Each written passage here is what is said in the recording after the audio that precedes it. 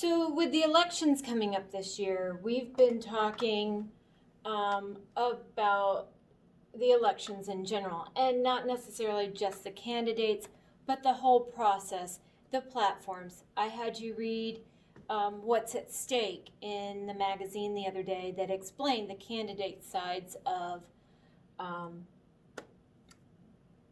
their platforms as to where they stand, what they want to do when they become president, and if they become president. Now, as we know, we have one who is president as we speak, and he is running for his second term of office. Then we have another one who is running for his first term of office, trying to remove a candidate from his presidential seat during this election. However, election night is coming up. It is this Tuesday night. And with that, we have to talk about the importance of the elections and the importance of doing our civic duty to go out and vote. This is the first year that you've seen many people go out and early vote. The early voting started on October 15th in North Carolina, and it actually ended yesterday so that they can prep for Tuesday's voting that will take place on voting day. So the first Tuesday in November is the day that we all vote. However, what many people don't realize is that the presidency is not necessarily determined by the popular vote all the time. We like to think that because, yes, the people have the power to vote. The people go and vote, and our vote counts, whether or not we see it, whether or not it is the candidate that we chose for the presidency or the candidate that we chose for any other election that we are participating in, whether it be the Senate, the House of Representatives, the governors, the student council, commissioners. All of these people are voted in, and we are the ones who vote them in. Now, what I mean by voting and the elections and the members of it, we vote certain people in. This trickles down not just from the federal government for the President of the United States and the Senate and the House of Representatives, but every year we have an election day, which is the first Tuesday in November, and we go and we vote for county commissioners, county sheriff, governors, state representatives, United States senators, House of Representatives, commissioners, clerk of court, judges, and we also vote for bills that they are looking to be passed into law, especially within the states. So, but for the presidency, it is not necessarily determined by popular vote. The rest of those are, but the presidency is not. And the reason why is because when the Founding Fathers, back in 1791, put this all together, they decided that A, they did not want to have a king. They wanted to have somebody that the people could vote into office. And B, they wanted to ensure that every state had played a role in determining the President of the United States. So the Founding Fathers came up with the Electoral College.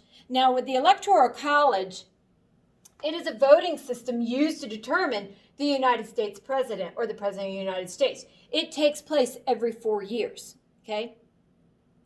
And they created it, again, because they didn't want a king, but they also wanted all the states to be represented in this decision. But you couldn't do that at the time with the scarce population that they had.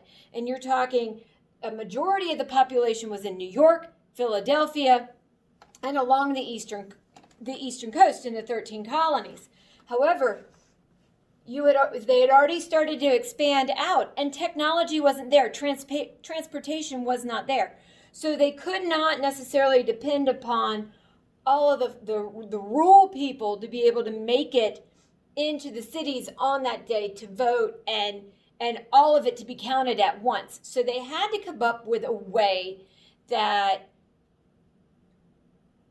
all states could count. So they used, it's a combination of states' rights and constitutional rights, okay? But this is called the Electoral College. And it's a series of compromises that met the needs at the time, such as the Great Compromise, the Three-Fifths Compromise, which was the compromise for the southern states that the northern states or the northern representatives wanted to put in to ensure that the southern states and the southern representatives could not include their slaves as population to gain more representatives and to gain more vote. So they were trying to determine how this all was going to come about. The Three-Fifths Compromise was just that. It was determined that for every 3 slaves you had, or every 5 slaves you had, it equaled 3 people. And that compromise lasted for quite some time, until the end of slavery. And then, so again, the people have the right to vote, right?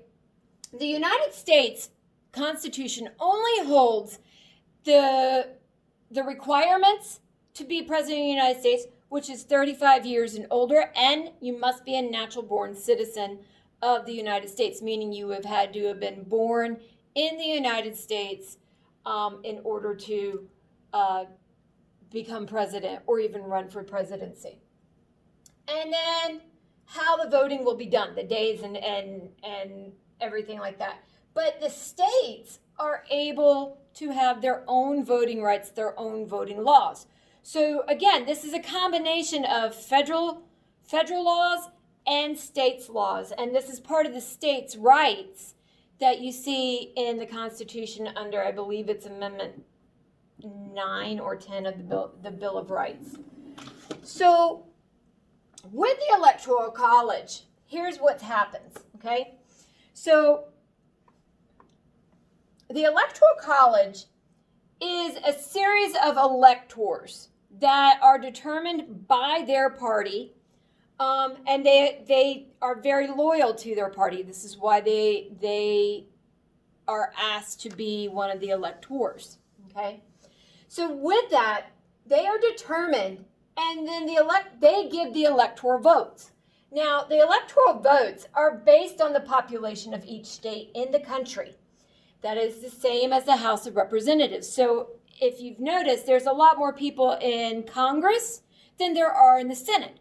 Well, that is because the House of Representatives, which is Congress, is based on the population of the states.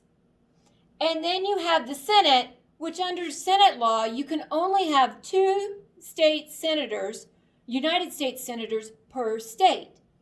So with the House of Representatives, that number is determined by the United States Census. This census is taken, it's a survey that is required to be taken every 10 years for all the people in the United States. And it tells you have to fill it out and, your age, where you're living, how many children do you have in the household, your job and occupation.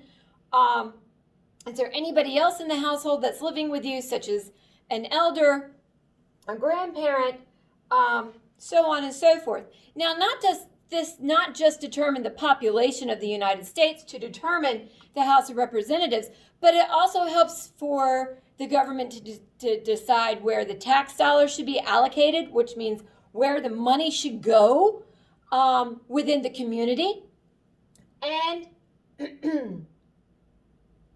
and how that money should be used in community effects. Now, here's the deal, and here's an example. So, in the United States, everybody has, again, a certain amount of representatives based on their population within the state. So, for example, in the state of North Carolina, we have 13 members in the House of Representatives. We have 2 members in the Senate, 2 United States senators. That is actually being decided upon during this election year as well. It would be Tom Tillis and Cal Cunningham, and you've seen all the commercials for them. However, between the 13 members of the House of Representatives that we have in the state of North Carolina And the 2 members of the Senate that we have in the state of North Carolina, we have 15 electoral votes in the United States. Now, I've given you this map, okay? Now, as you can see, this map holds all the electoral votes that every state holds and has based on the representation of the House of Representatives and the Senate. Okay, so again, here's the total. The total representation in the United States is 538. 435 representatives in the House of Representatives or in Congress, and then you have 100 United States senators. Again, why? Because we have 50 states, 2 senators from each state. We add 3 electoral votes to Washington, D.C. Although they are not a state, they are our United States capital and therefore are recognized in this voting process or in the Electoral College. So the total number is 538. 435 plus 100 plus 3 equals 538. Okay? Now here's what happens. On election night, using that map that you see that I've given you, and yes, I will give it to you, using this map, okay, you will, if you watch the elections, you will see a big map of this on every news station, from CNN to MSNBC to ABC News, NBC News, CBS News. All of the news stations will be following this, okay? And as the electoral votes come in, these states will turn either blue or red. Now, blue meaning the Democrat Party, red meaning the Republican Party, okay? So as the states turn blue or red, that means that the candidate for that party won that electoral vote for that state, okay? So the candidates running for president on election night, which is the first Tuesday in November, they must have 270 electoral votes out of 535 to be declared the winner, okay? Now, although they have the electoral votes, hopefully at the end, you still have to consider mail-in ballots, absentee ballots. We still have to consider all of that being counted in the next few days. So, yes, the Electoral College is seen on the map that night, okay? And whichever candidate gets to 270, okay, will be considered the winner. Then, in December, the electors that were given the opportunity to be a part of the Electoral College will meet in Washington, D.C., and they will vote the way that their state has voted for the election, okay? And so that's essentially how it works. The people have the power of the vote. However, we then go majority rule within the state as into which candidate took the electoral votes. Are there many times that the popular vote has been lost to the Electoral College? Yes. In fact, in 2016, President Trump actually lost by 3 million votes to former Senator Hillary Clinton. However, he won the Electoral College, so therefore he won the election. Okay? He won the election.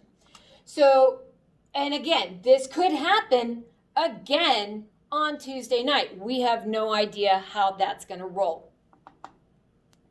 Sorry, somebody was calling. Sorry. So here's the thing. There are a few issues, and there is a controversy within the Electoral College. And the issues of the Electoral College is that many believe that it is outdated, that the need for it is outdated, and that the popular vote should just be it. And the reason why they believe that it should just be based on the popular vote is with the idea that the popular vote should be the one that counts. More people will vote, or the idea that more people will vote if the popular vote is truly in place and not by the Electoral College. Many believe that their vote doesn't count. However, I will tell you that yes, your vote counts. Whether or not you believe that the candidate that you wanted, they may not have won, your vote still counts. Okay, so the argument is that it is outdated, it's not needed, and that the popular vote, more people would come out based on the popular vote. The other argument, the other side to that argument, is that many people believe that the Electoral College has been doing a good job and should continue. Some of the things that we still have to look at is the population density in some areas of the country. And you have more population in square footage areas just within New York City than you do in, let's say, Idaho. And so with that, you have to look at several different factors that play a role in this. So some say it's outdated, some say it's doing well, some say the popular vote is more important because we should be a true democratic country, and then some say it's tradition, so let's just go with it. Okay? So on Tuesday night, if you are interested in all of this, if your parents are interested in all of this, watch the elections, and understanding and knowing how the electoral process takes place, you'll be able to kind of judge. I'll also give you, if you complete this page and fill it out, color it in with all of the electoral votes won by each candidate and listed by each candidate, I will give you 5 points extra credit towards your final grade. Okay? All right. You guys have a great night.